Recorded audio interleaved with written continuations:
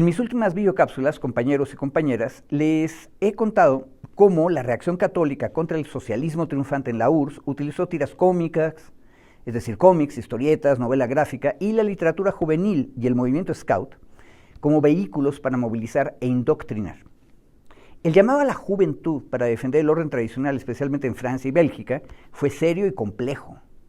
Hay que analizar con más detenimiento cómo sacerdotes del estilo de Valles, el director del 20e siècle de Bruselas, que era el mecenas del joven caricaturista Hergé y el que envió, entre comillas, a Tintín a visitar el país de los soviets, eran personas de mente compleja y avanzada, capaces de imaginar y de encender el imaginario de una sociedad nueva de masas.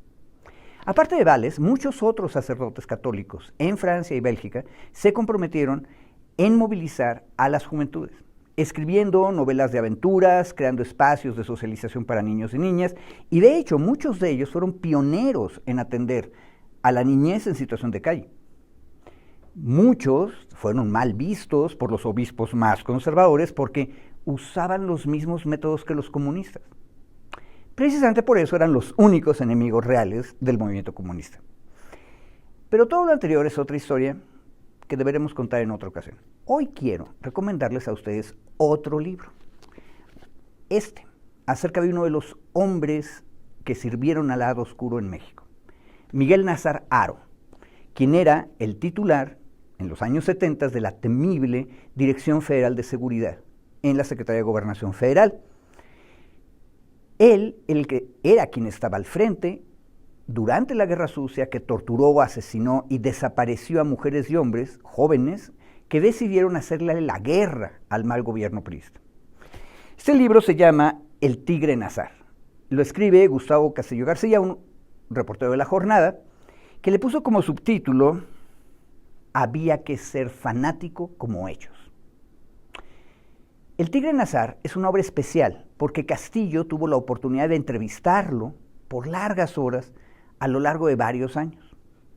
Este último, Nazar, había sido procesado penalmente por algunos de los incidentes de la Guerra Sucia y viendo que la promesa de impunidad perpetua se relajaba, se sintió en libertad de contarle su versión de los hechos al reportero. ¿Cuánto reveló finalmente el Tigre? Ese es un debate que apenas está empezando.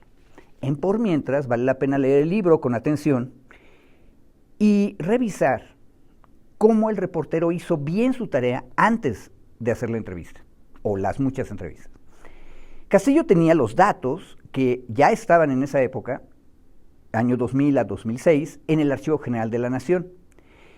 Datos desclasificados de la Guerra Sucia, pero también tenía acceso a los informes de la Fiscalía Especial creada por la administración Fox para investigar la Guerra Sucia.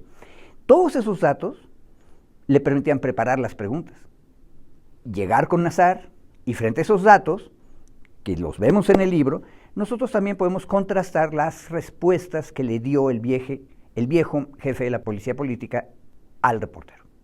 Vale la pena leerlo. Hoy quiero comentarles de un detalle que me impresionó mucho dentro del libro.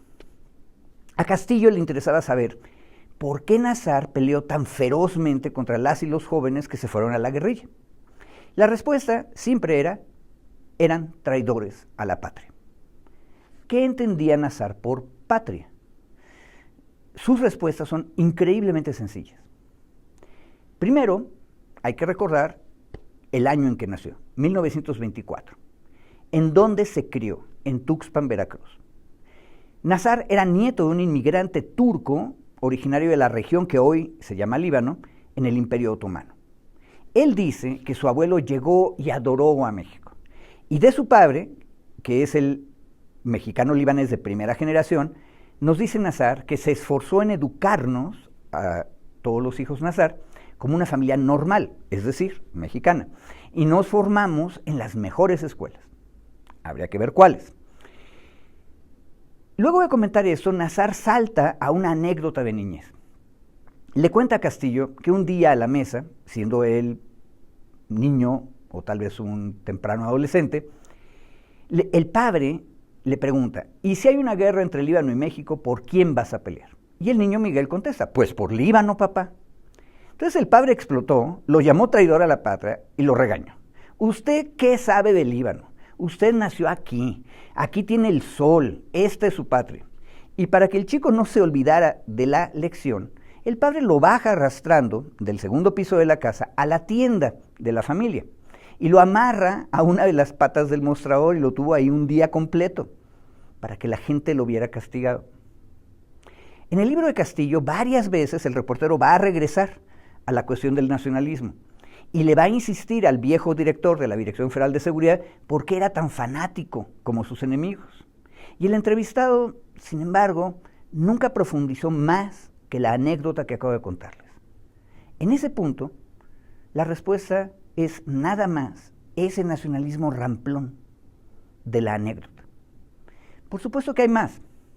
Pensemos, esa emigración libanesa en México no era otomana, que es el nombre de la dinastía de origen mongol que gobernó lo que hoy se llama Turquía por 6 siglos.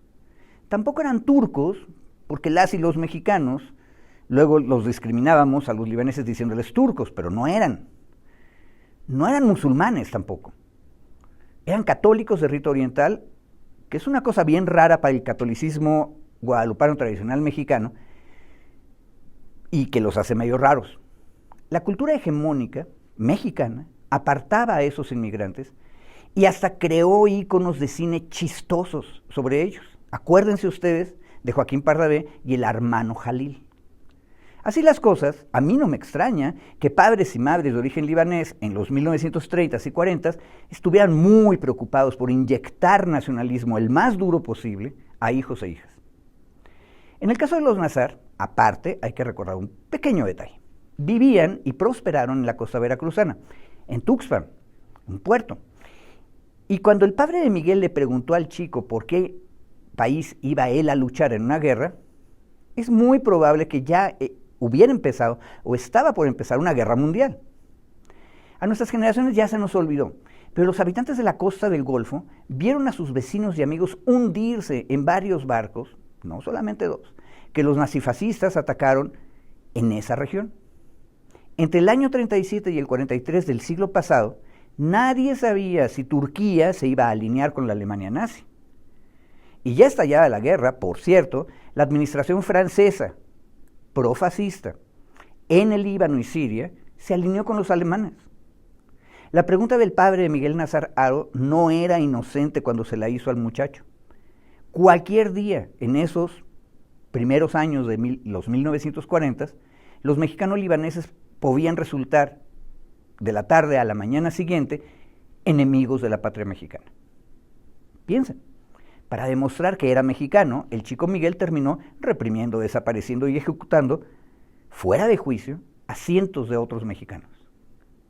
Vale la pena leer el recuento de este servidor del lado oscuro, compañeros y compañeras, y a partir de él, analicemos cómo se ha ido conformando en México la ideología reaccionaria y conservadora. Muchas gracias.